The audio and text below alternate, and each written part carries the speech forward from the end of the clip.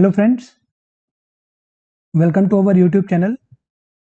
दोस्तों, आज के इस वीडियो में हम लोग इंडियन पॉलिटी स्टार्ट करने जा रहे हैं और इंडियन पॉलिटी का जो हमारे पास सबसे पहला टॉपिक है वो है कॉन्स्टिट्यूशनल डेवलपमेंट ऑफ इंडिया। सबसे पहले हम ये देख लेते हैं कि इंडियन पॉलिटी से किस तरह के क्वेश्चंस पूछे जाते हैं।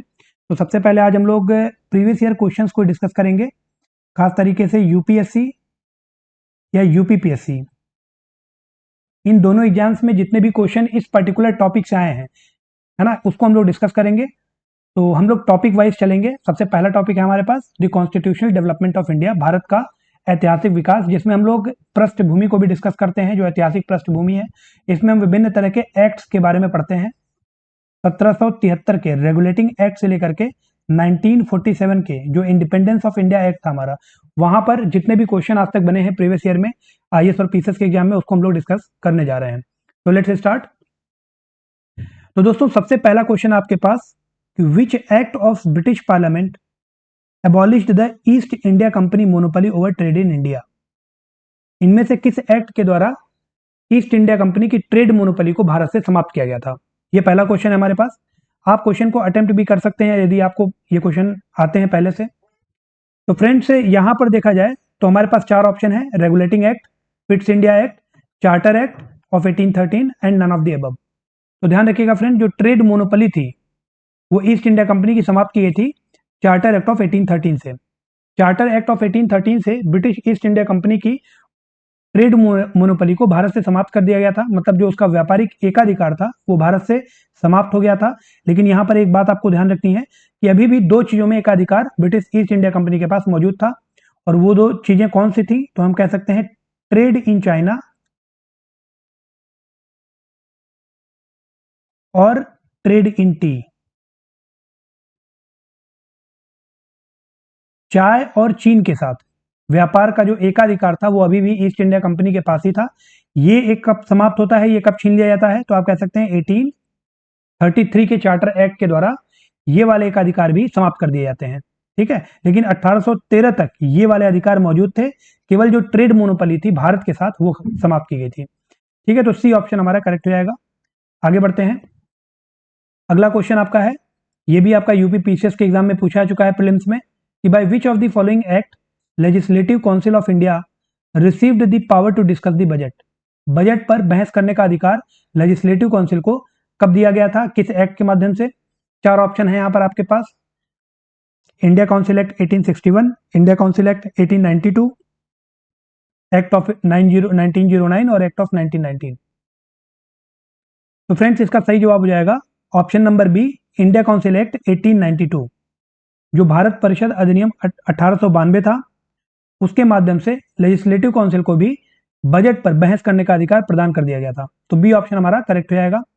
आगे बढ़ते हैं फ्रेंड्स। अगला है, in which of the following act provision was made for establishment of supreme court at Calcutta. Calcutta में सुप्रीम कोर्ट स्टैब्लिश करने के लिए प्रोविजंस किस एक्ट के द्वारा लाए गए थे? तो आई होप कि इसका आंसर आप सभी को पता होगा। कलकत्ता में सुप्रीम कोर्ट किस एक्ट के माध्यम से बनाया गया? तो ए ऑप्शन करेक्ट हो जाएगा, रेगुलेटिंग एक्ट ऑफ 1773। जो 1773 का रेगुलेटिंग एक्ट था, उसके अनुसार फोर्ट विलियम में एक सुप्रीम कोर्ट की स्थापना की जाएगी। ठीक है, और इसके जो पहले जज थे उनका क्या नाम था? चीफ जस्टिस, उनका नाम था sir Elijah Impey.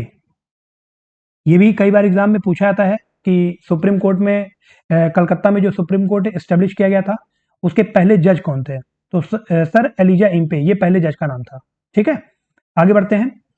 By which one of the following acts was federal court in India created.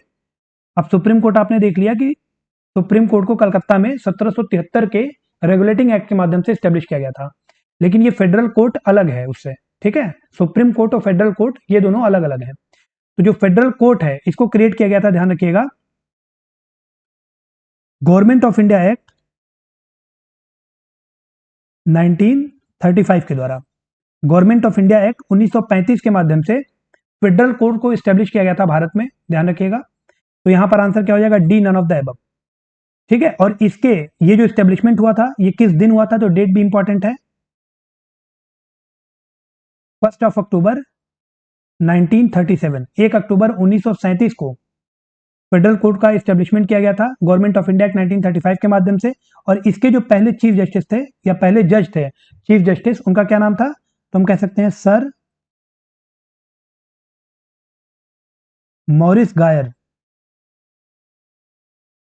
इसके चीफ जस्टिस का नाम था सर मॉरिस गायर। ठीक है। और जो सुप्रीम कोर्ट था हमारा, उसके चीफ जस्टिस थे सर एलिजा इम्पे। आगे बढ़ते हैं, अगला क्वेश्चन है मैच दी फॉलोइंग का। तो बोर्ड ऑफ कंट्रोल की स्थापना किस एक्ट के माध्यम से की गई थी? तो ये था आपका पिट्स इंडिया एक्ट 1784। जो पिट्स इंडिया एक्ट था हमारा 1784 का, उसने दो बॉडी बना दी थी, एक था आपका बोर्ड ऑफ कंट्रोल और एक आपका था कोर्ट ऑफ डायरेक्टर। जो इकोनॉमिक एक्टिविटीज थी वो कोर्ट ऑफ डायरेक्टर्स का जिम्मा था देखना, और जो पॉलिटिकल एक्टिविटीज थी उनको देखने का जिम्मा था बोर्ड ऑफ कंट्रोल का, ध्यान रखिएगा। ठीक है।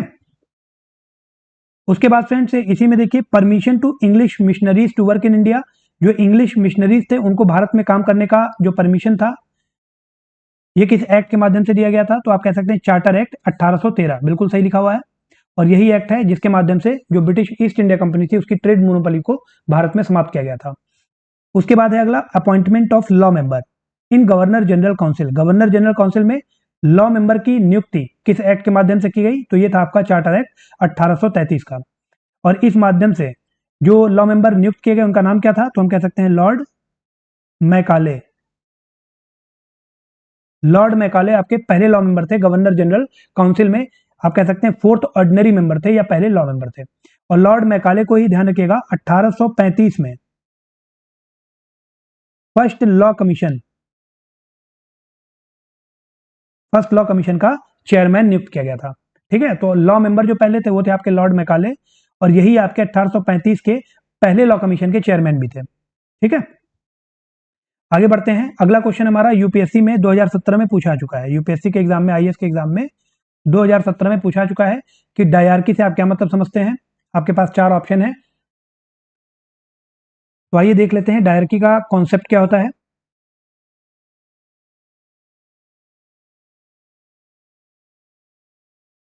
तो फ्रेंड्स अगर डायरकी की बात की जाए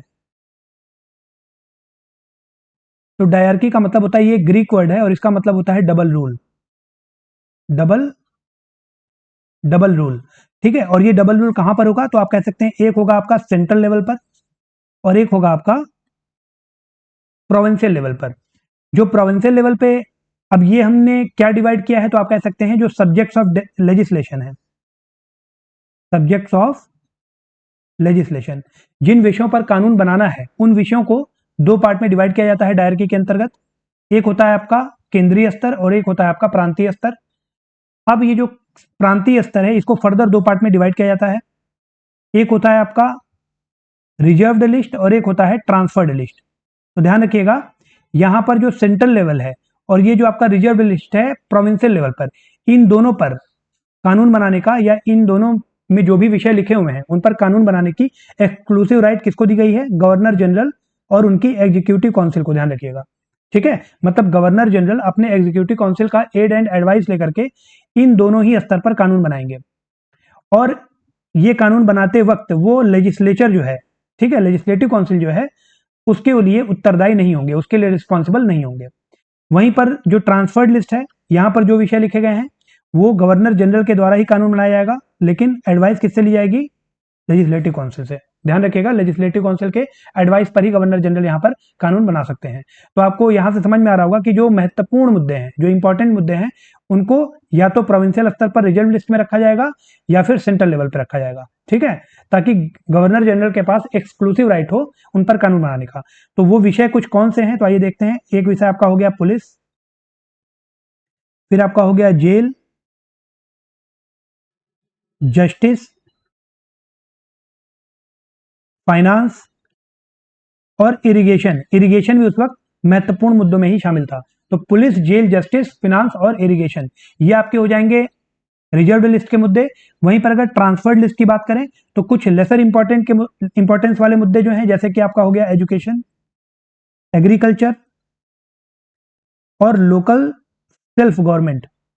तो ये मुद्दे आपके ट्रांसफर्ड लिस्ट के हैं जहां पर गवर्नर जनरल कानून बनाएंगे, लेकिन he has to be responsible with legislative council. ठीक है। तो ये तो आपका था डायरकी का मतलब।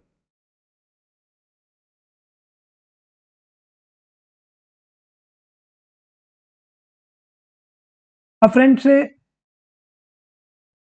वापस आ जाते हैं अपने क्वेश्चन पर। तो आप देखेंगे जो आपका क्वेश्चन था वो था principle of dyarchy refers to. अब डायरकी से आप क्या मतलब समझते हैं, तो आप देखिए आपने देखा कि प्रोविंशियल स्तर पर जो सब्जेक्ट्स थे उनको दो कैटेगरी में डिवाइड किया गया। तो यहाँ पर जो डी ऑप्शन हमारा वो बिल्कुल करेक्ट रहेगा, division of subjects delegated to the provinces into two categories. और वो दो कैटेगरीज अभी हमने देखी कौन सी थी, एक थी आपकी रिजर्व्ड लिस्ट और एक थी आपकी ट्रांसफर्ड लिस्ट। ठीक है, तो डी ऑप्शन इसका करेक्ट रहेगा। आगे बढ़ते हैं, अगला क्वेश्चन है under which of the following act dyarchy was introduced at central level. दोहरा शासन या द्वैत शासन जो कहा जाता है इसको केंद्रीय स्तर पर किस एक्ट के माध्यम से इंट्रोड्यूस किया गया? तो इसका आंसर हो जाएगा सी, गवर्नमेंट ऑफ इंडिया एक्ट 1935। जो भारत सरकार अधिनियम 1935 लाया गया था उसमें जो डायरकी थी उसको सेंट्रल लेवल पर इंट्रोड्यूस किया गया था, ध्यान रखिएगा। वहीं पर अगर हम डायरकी को प्रोविंशियल स्तर पर देखें तो प्रोविंशियल लेवल पर जो डायरकी इंट्रोड्यूस की गई थी वो आपकी 1919 का जो गवर्नमेंट ऑफ इंडिया एक्ट था उसके माध्यम से इंट्रोड्यूस किया गया था। ठीक है, तो सबसे पहले गवर्नमेंट ऑफ इंडिया एक्ट जो 1935 था हमारा, उसके कुछ और इंपॉर्टेंट विषय हैं उनको देख लेते हैं। तो एक बार वापस से हम लोग व्हाइट स्क्रीन पर आ जाते हैं। तो फ्रेंड्स अगर हम बात करें गवर्नमेंट ऑफ इंडिया एक्ट 1935, तो ध्यान रखिएगा सबसे पहले तो आपको ये याद रखना है कि डायरकी एट सेंट्रल लेवल, केंद्रीय स्तर पर डायरकी को इंट्रोड्यूस किया गया। जो दूसरा इंपॉर्टेंट बात है वो ये है गवर्नमेंट ऑफ इंडिया एक्ट 1935 का कि ऑल इंडिया फेडरेशन बनाने की बात की गई, जितने भी ब्रिटिश इंडियन स्टेट्स हैं हमारे और जो प्रिंसली स्टेट्स हैं उनके लिए। ठीक है, हालांकि ये जो प्रोविजन है ये कभी लागू हो नहीं पाया। उसके बाद इसमें जो ब्रिटिश पार्लियामेंट थी, ब्रिटिश पार्लियामेंट, उसकी सुप्रीमेसी को मेंटेन रखा गया। ब्रिटिश पार्लियामेंट की जो सुप्रीमेसी थी उसको मेंटेन रखा गया। एक बहुत इंपॉर्टेंट बात यह है कि बर्मा को सेपरेट किया गया था इंडिया से इसी एक्ट के माध्यम से। बर्मा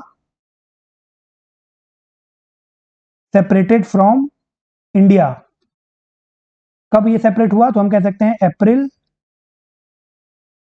1937 को। ठीक है, तो जो बर्मा है अभी हम जिसको म्यांमार के नाम से जानते हैं, इसको भारत से सेपरेट किया गया गवर्नमेंट ऑफ इंडिया एक्ट 1935 के माध्यम से। साथ ही साथ 1858 में जो सेक्रेटरी ऑफ स्टेट का पद बनाया गया था उसकी काउंसिल को एबॉलिश किया गया, उसकी काउंसिल को एबॉलिश किया गया गवर्नमेंट ऑफ इंडिया एक्ट 1935 के माध्यम से।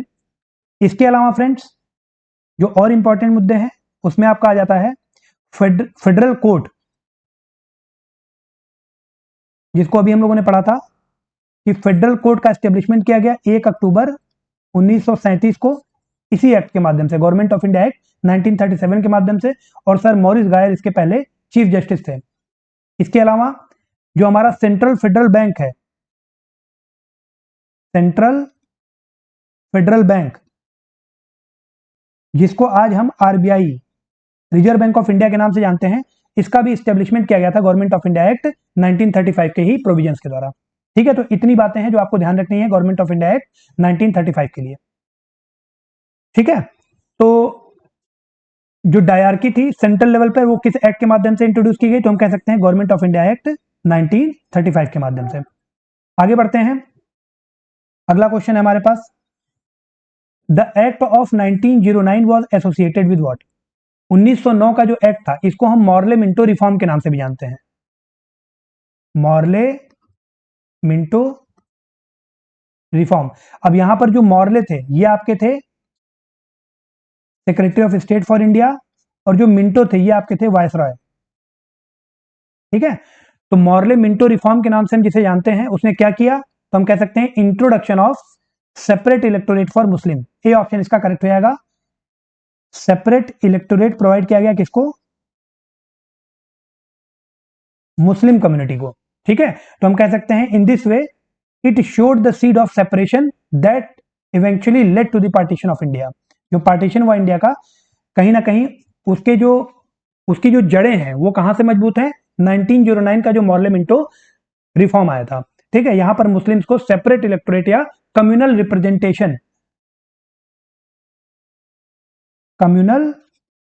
रिप्रेजेंटेशन प्रोवाइड किया गया मुस्लिम कम्युनिटी को 1909 के एक्ट के माध्यम से। आगे बढ़ते हैं। जो अगला क्वेश्चन है हमारा फ्रेंड्स, ये भी आपका यूपीएससी आईएएस के एग्जाम में आ चुका है 2012 के पेपर में। 2012 के एग्जाम में, आईएएस के एग्जाम में ये क्वेश्चन पूछा चुका है, तो ध्यान से पढ़िए और इसको अटेम्प्ट करने की कोशिश कीजिए कि which of the following is are principal feature of government of India act 1919। इनमें से कौन से गवर्नमेंट ऑफ इंडिया एक्ट 1919 के प्रिंसिपल फीचर्स में आता है, ठीक है, या उसके सैलेंट फीचर्स का ये पार्ट है। तो पहला इसमें पॉइंट लिखा हुआ है, introduction of dyarchy in executive government of the provinces. Dyarchy को प्रोविंशियल स्तर पर इंट्रोड्यूस किया गया, तो अभी मैंने आपको बताया था, ये पॉइंट हमारा बिल्कुल करेक्ट है। 1919 का जो एक्ट है, इसने डायरकी इंट्रोड्यूस किया प्रोविंशियल स्तर पर, साथ ही साथ इसने बाइकैमरलिज्म भी इंट्रोड्यूस किया था। बाइकैमरलिज्म भी इंट्रोड्यूस किया था प्रोविंशियल लेवल पर ही, ध्यान रखिएगा, 1919 के एक्ट ने, जिसने दो हाउसेस बनाए थे, upper house and lower house, जिसमें आपका लेजिस्लेटिव काउंसिल लोअर हाउस था और जो काउंसिल ऑफ स्टेट है वो आपका अपर हाउस था, ठीक है।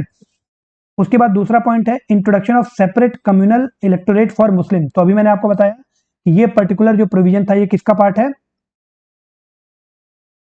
मॉर्ले मिंटो रिफॉर्म्स का, मॉर्ले मिंटो रिफॉर्म्स ऑफ 1909, 1909 का जो मॉर्ले मिंटो रिफॉर्म था ये उसका पार्ट है, तो दूसरा पॉइंट हमारा गलत हो जाएगा, पहला हमारा सही है। तीसरा देख लेते हैं, devolution of legislative authority by centre to the provinces. तो ये ऑप्शन भी हमारा बिल्कुल करेक्ट है। क्यों? क्योंकि आपको पता है कि जब डायरकी इंट्रोड्यूस की गई, ठीक है, प्रोविंसेस में, तो वहां पर जो विषय थे लेजिस्लेशन के उनको दो कैटेगरी में डिवाइड किया जाएगा, सेंट्रल और प्रोविंशियल लेवल पर। प्रोविंशियल लेवल पर जो लिस्ट होंगी उनको फर्दर दो कैटेगरी में डिवाइड किया जाएगा, रिजर्व्ड और ट्रांसफर्ड। तो जो ट्रांसफर्ड लिस्ट के मुद्दे हैं, ट्रांसफर्ड लिस्ट के जो मुद्दे हैं उस पर कानून बनाने का अधिकार किसका है, प्रोविंशियल लेजिस्लेटिव काउंसिल्स का। तो यहां पर जो लेजिस्लेटिव अथॉरिटी है इसको प्रोविंशियल को भी दिया जा रहा है, मतलब प्रोविंसेस को भी कानून बनाने का अधिकार यहां पर प्रोवाइड किया जा रहा है। इसलिए हम कह सकते हैं कि devolution of legislative authority by centre to the provinces, it is given under government of India act 1919, ठीक है। तो ये वाला पॉइंट भी हमारा सही है, तो इसका राइट आंसर क्या हो जाएगा, सी ऑप्शन 1 एंड 3 ओनली। दूसरा ऑप्शन हमारा गलत क्यों है, क्योंकि जो कम्युनल इलेक्टोरेट था मुस्लिम्स के लिए ये 1909 के मॉर्ले मिंटो रिफॉर्म के द्वारा प्रोवाइड किया गया था, ठीक है। अब यहां पर गवर्नमेंट ऑफ इंडिया एक्ट 1919 है, ये किसके रिकमेंडेशन के ऊपर बेस्ड है, तो हम कह सकते हैं Montagu Chelmsford reform, Montagu Chelmsford reform of 1919, जहां पर जो एडविन मॉन्टागू थे ये आपके थे secretary of state for India, और जो लॉर्ड चेम्सफोर्ड थे ये आपके थे वायसराय, ध्यान रखिएगा, ठीक है। गवर्नमेंट ऑफ इंडिया एक्ट के बारे में एक बात और आप ध्यान रखिएगा, 1919 का जो गवर्नमेंट ऑफ इंडिया एक्ट था उसने जो कम्युनल रिप्रेजेंटेशन की प्रथा है जो 1909 में आई थी, आप कह सकते हैं मुस्लिम कम्युनिटी के साथ।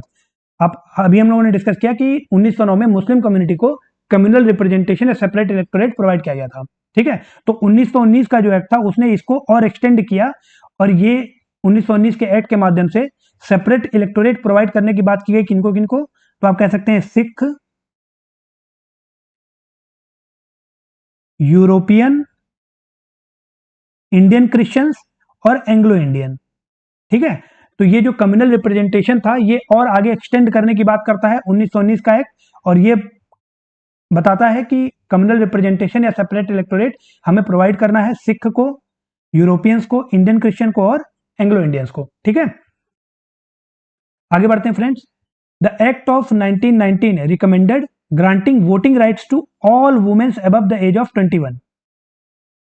तो ये स्टेटमेंट सही है कि गलत?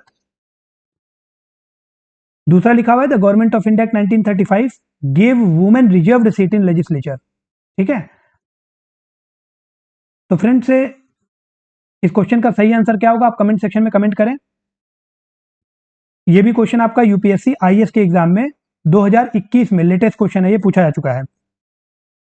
2021 में जो आईएएस प्रीलिम्स की परीक्षा हुई है उसमें क्वेश्चन पूछा जा चुका है। तो फ्रेंड ध्यान रखिएगा, आइए डिस्कस कर लेते हैं इसको। फ्रेंड्स 1918 में ब्रिटिश गवर्नमेंट ने, आप कह सकते हैं ब्रिटेन में, एक कानून बनाया और उसके माध्यम से जो वुमेन है ना, उनको लिमिटेड वोटिंग राइट प्रदान किया गया, limited suffrage, limited suffrage provide किया गया ब्रिटेन में 1918 में। और ये उन वुमेन्स को प्रोवाइड किया गया जिनके पास प्रॉपर्टी है, जो प्रॉपर्टी होल्ड करती हैं, है ना, उनको ये राइट्स प्रोवाइड किए गए ब्रिटेन में। लेकिन ध्यान रखिएगा, ये जो कानून था ब्रिटेन का, ये बाकी का जो ब्रिटिश एम्पायर था उस पर एप्लीकेबल नहीं था।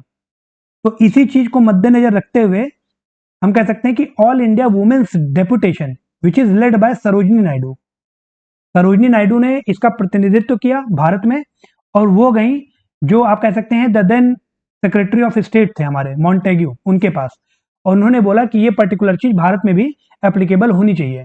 तो उसके बाद जो मॉन्टेग्यू चेम्सफोर्ड रिफॉर्म आया 1919 का, उसमें जो इनके ये प्रोविजंस थे सरोजनी नायडू के, वो इंक्लूड नहीं किए गए। ठीक है, इन्होंने कहा सभी औरतों को या सभी महिलाओं को ये वोटिंग राइट प्रोवाइड करना चाहिए, लेकिन ये रिफॉर्म्स में ये प्रोविजन सभी महिलाओं के लिए ना होकर के केवल उन महिलाओं के लिए थे जो पढ़ी लिखी थी, मतलब जो एजुकेटेड थी और जिनके पास कुछ प्रॉपर्टी थी। ठीक है, तो ऐसा बोला गया कि जो एजुकेटेड वुमेन्स हैं या फिर जिनके पास कुछ प्रॉपर्टी होल्ड करती हैं, उनको वोटिंग राइट प्रोवाइड किया जाए। ठीक है, और वो जो कानून बनाया जाए, इसकी पूरी सोल अथॉरिटी किसको दी गई, जो प्रोविंशियल काउंसिल थी उसको। तो यहां पर जो ऑल वुमेन लिखा हुआ है ये गलत हो जाएगा। जो एक्ट था 1919 का, उसने क्या रिकमेंड किया कि हम वोटिंग राइट ग्रांट्स करेंगे वुमेन्स को, लेकिन उन वुमेन्स को जिनके पास प्रॉपर्टी होगी और जो एजुकेटेड होंगी। ठीक है, तो ऑल वुमेन्स हमारा यहां पर गलत हो जाएगा। जो दूसरा पॉइंट लिखा हुआ है कि the government of India act of 1935 gave women reserved seat in legislature, तो ये बात बिल्कुल सही है, क्योंकि आपको पता है 1909 से मॉडल मिंटो रिफॉर्म से ही ये सेपरेट इलेक्टोरेट या कम्युनल रिप्रेजेंटेशन देने की बात की जा रही है। सबसे पहले 1909 में मुस्लिम्स को दिया गया, 1919 में अभी हम लोगों ने देखा कि जो Sikh, Christian, Indian Christian, Anglo Indian और यूरोपियंस थे उनको प्रोवाइड किया गया। और फिर उसी प्रथा को आगे बढ़ाते हुए जो 1935 का एक्ट था, उसने कहा कि अब हम सीट रिजर्व करेंगे, या आप कह सकते हैं सेपरेट इलेक्टोरेट लेजिस्लेचर में प्रोवाइड करेंगे। किनको किनको, तो डिप्रेस्ड क्लास को, जिसमें बेसिकली एससी थे, शेड्यूल्ड कास्ट, वुमेन्स और लेबरर्स। ठीक है, तो ये तीन और इंक्लूड कर लिए गए इसमें 1935 के एक्ट के द्वारा। तो थोड़ा इसे क्लियर कर लेते हैं, तो एक बार फिर से आप रिवाइज कीजिए। 1909 में सेपरेट इलेक्टोरेट प्रोवाइड किया गया मुस्लिम्स कम्युनिटी को।